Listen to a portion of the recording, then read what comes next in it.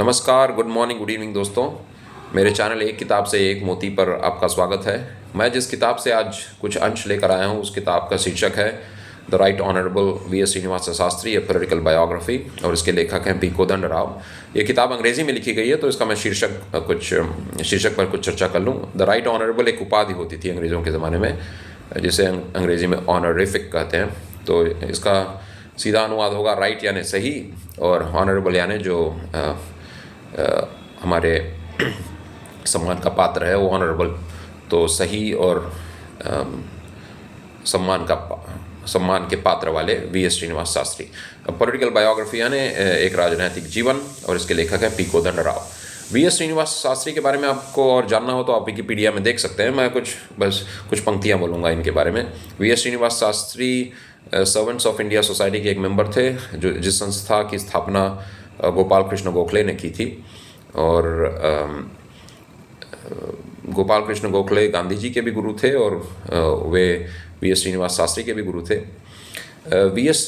श्रीनिवास शास्त्री अपने lectures on the Ramayan के लिए भी जाने जाते हैं।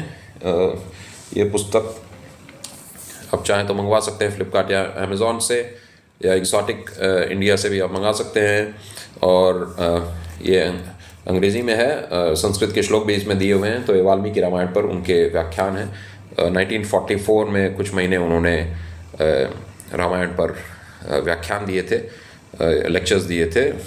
वही लेक्चर्स इस बुक के रूप में छपे हैं, और इसकी प्रिंट भी बड़ी बढ़िया है, छपाई बहुत बढ़िया है। शब्दों के अक्षर बहुत आसानी से पढ़े जा सकते हैं। तो आप इस पुस्तक को पढ़िए, अपनी अंग्रेज़ी सुधारिए और अपने धर्म ग्रंथ के बारे में भी जानिए। और श्रीनिवास शास्त्री आजकल के ज़माने में तो इसी पुस्तक के लिए याद किए जाते हैं, पर अपने ज़माने में वे जाने जाते थे अपने भाषण कला के लिए। उनका जो अंग्रेज़ी का ज्ञान था उसके लिए वे दुनिया भर में जाने जाते थे। तो वे तो इंग्लैंड भी गए थे, अमेरिका भी गए थे, मेरे ख्याल से न्यूजीलैंड भी गए थे, ऑस्ट्रेलिया भी गए थे, साउथ अफ्रीका भी गए थे। कई देशों में जब वे जाते थे तो लोग चमत्कृत हो जाते थे, या बहुत ही उन्हें आश्चर्य होता था कि ऐसी अंग्रेज़ी कैसे किसी केवल जो भारत में पढ़ा है उसकी अंग्रेज़ी इतनी बढ़िया कैसे हो सकती है। तो जो अंश मैं पढ़ने जा रहा हूँ वो इसी बात पर है कि आप अंग्रेज़ी में महारत कैसे हासिल करें। तो अंग्रेज़ी में अगर आप महारत हासिल करना चाहते हैं तो ज़रूरी नहीं है कि आप विदेश ही जाएँ, ज़रूरी नहीं है कि आप महंगे महंगे कॉलेजों स्कूलों में पढ़ें। आप चाहें तो अपनी मेहनत से अंग्रेज़ी में महारत हासिल कर सकते हैं।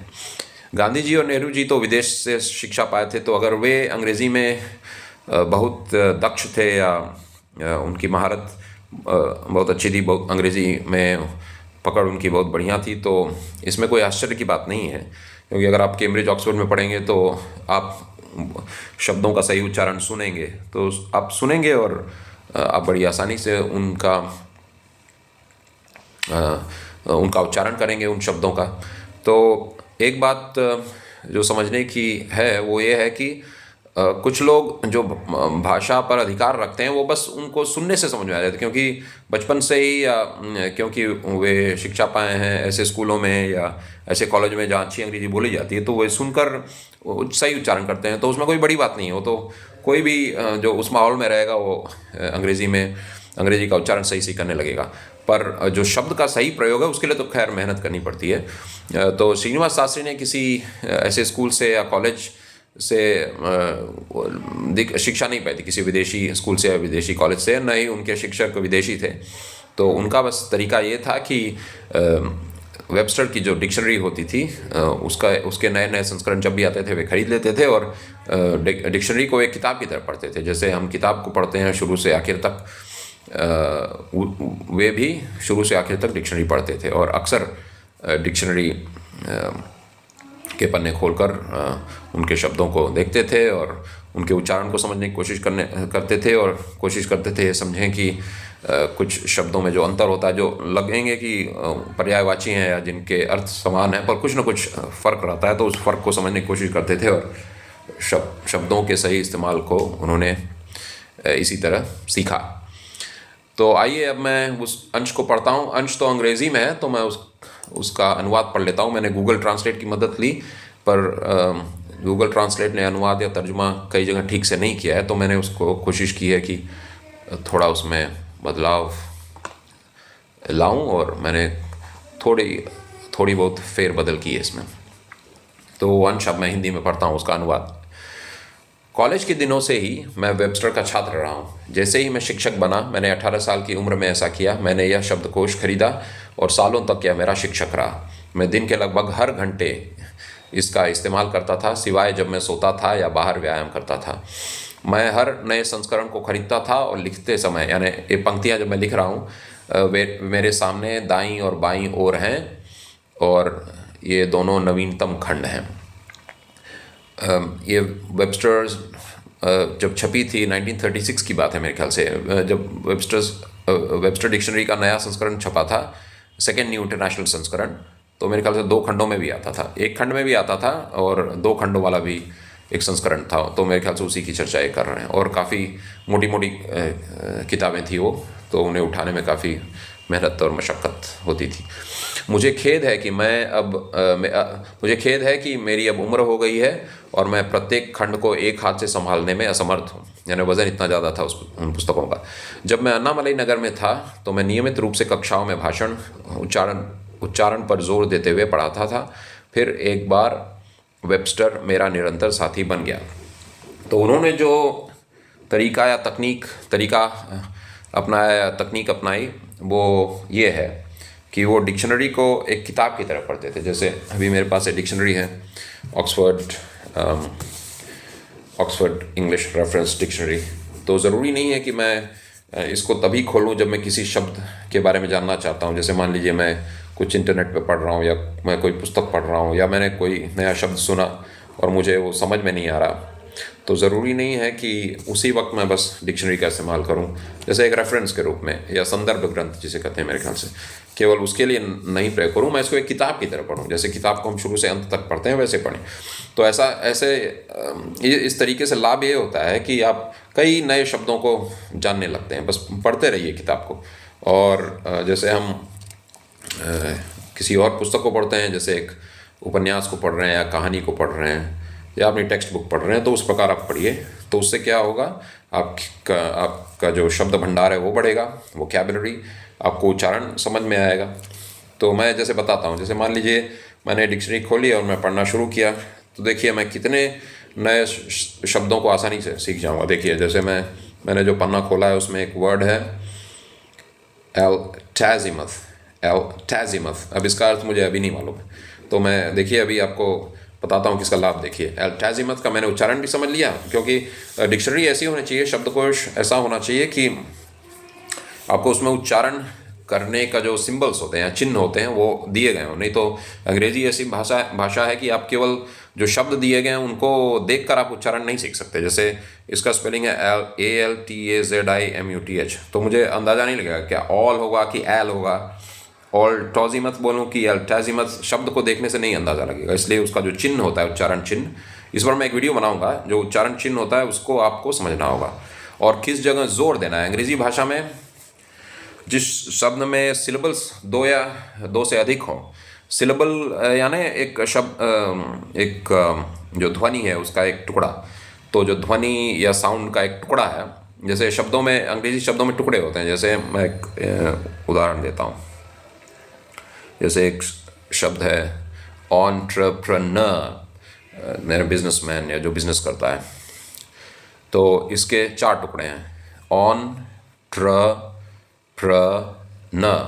अंग्रेजी में हम चारों टुकड़ों को एक जैसा जोर नहीं देते हैं। एक या 2 टुकड़ों को, जब ज़्यादा टुकड़े हों तो 2 टुकड़ों को जोर दिया जाता है। एक टुकड़ा हमेशा, एक मतलब ध्वनि का जो टुकड़ा है या हिस्सा है या एक छोटा सा भाग है, जो ध्वनि का जो टुकड़ा है, साउंड का टुकड़ा, एक टुकड़े पर ज़्यादा जोर रहता है। जैसे अभी देखिए मैं इसका उच्चारण कैसे करता हूँ, एंटरप्रेन्योर, तो एंटरप्रेन्योर, तो न पर जोर ज़्यादा है, न, एंटरप्रेन्योरियल। और एक शब्द लेते हैं जैसे डिसीजन, तो डिसीजन, इसमें 3 टुकड़े हैं।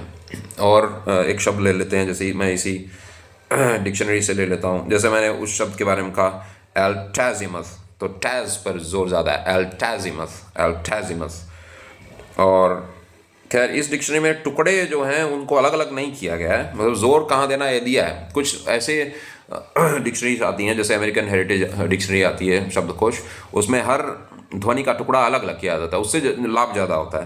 तो आप ऐसा शब्दकोश चुनिए जिसमें ध्वनि के टुकड़े भी अलग अलग दिए हों, इससे आपका उच्चारण बहुत सुधरेगा। जैसे मैं एक और शब्द ले लूँ,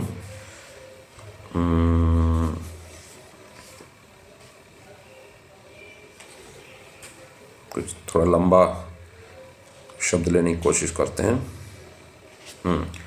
ए वर्ड है सर्टिट्यूड। तो अब देखिए इसमें एक ध्वनि के टुकड़े पर जोर ज़्यादा आ जाएगा। सर्टिट्यूड, जोर जा रहा है स पे, सर्टिट्यूड, सर्टिट्यूड, सर्टिट्यूड, जोर जा रहा है स पे, सर्टिट्यूड, सर्टिट्यूड, यानी a feeling of absolute certainty of conviction, मतलब ये विश्वास की किसी चीज़ पर पूरा विश्वास या भरोसा होना, सर्टिट्यूड। इसी से सर्टिफिकेट भी आया है, सर्टिफिकेट, सर्टिफिकेट नहीं, सर्टिफिकेट। तो जब आप शब्दकोश को एक पुस्तक की तरह पढ़ेंगे तो आपका उच्चारण सुधरेगा, ये मेरा मानना है और यही श्रीनिवास शास्त्री जी भी सिखा रहे हैं। तो इस वीडियो को अंत करने के पहले मैं कुछ और उदाहरण दे दूं और लोगों का जिन्होंने शब्दकोश से अपनी भाषा को सुधारा। लिंकन शब्दकोश को एक पुस्तक की तरह पढ़ते थे। लॉर्ड चेटम मेरे ख्याल से थे इंग्लैंड में, वो भी पुस्तक को ऐसे ही पढ़ते थे, और क्षमा कीजिए, शब्दकोश को एक पुस्तक की तरह पढ़ते थे। और एक अंग्रेज़ी के बहुत बड़े कवि हुए हैं रॉबर्ट ब्राउनिंग। रॉबर्ट ब्राउनिंग, उस ज़माने में एक डिक्शनरी आती थी डॉक्टर सैमुअल जॉनसन द्वारा लिखी गई, अंग्रेज़ी की बहुत प्रसिद्ध डिक्शनरी।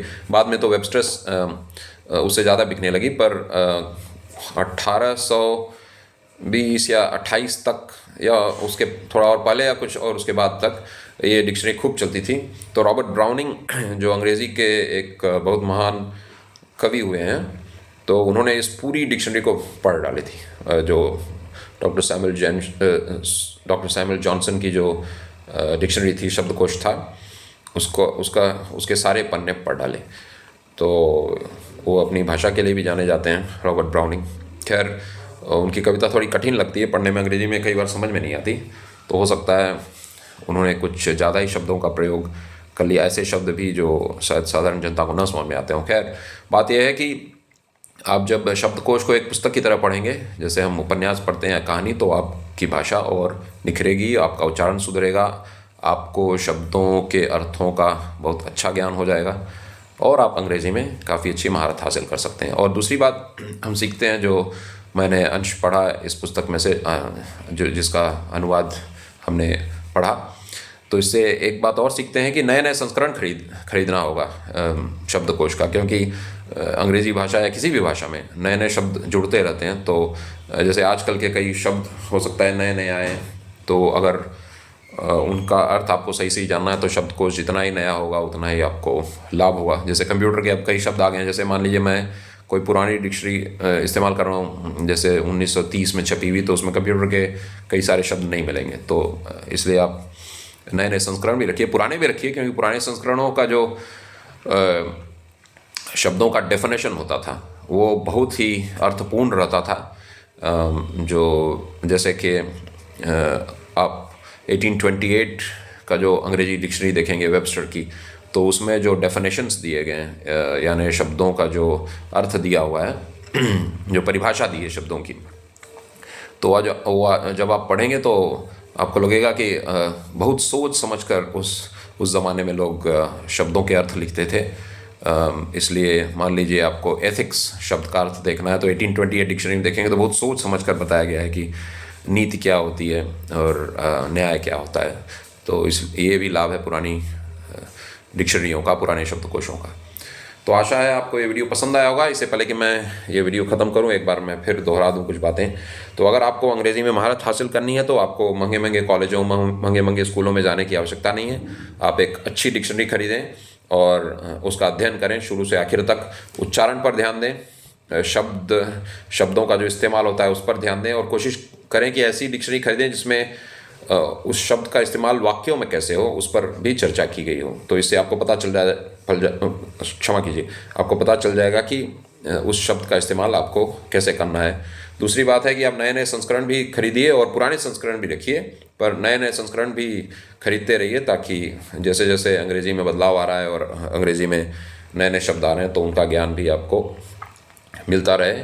और एक बात जो और मैं जोड़ दूं वो ये है कि अंग्रेज़ी भाषा का उच्चारण थोड़ा अलग तरह से होता है, इसलिए आप केवल शब्दों को देखकर, जो कि जैसे पुस्तकों में छपे हुए शब्द को देखकर आप अंदाज़ा नहीं लगा सकते कई बार कि उस शब्द का उच्चारण कैसे करना है। तो इसलिए आपको शब्दकोश में उसका उच्चारण देखना चाहिए। उसके उच्चारण के चिन्ह होते हैं, वो अक्सर जब आप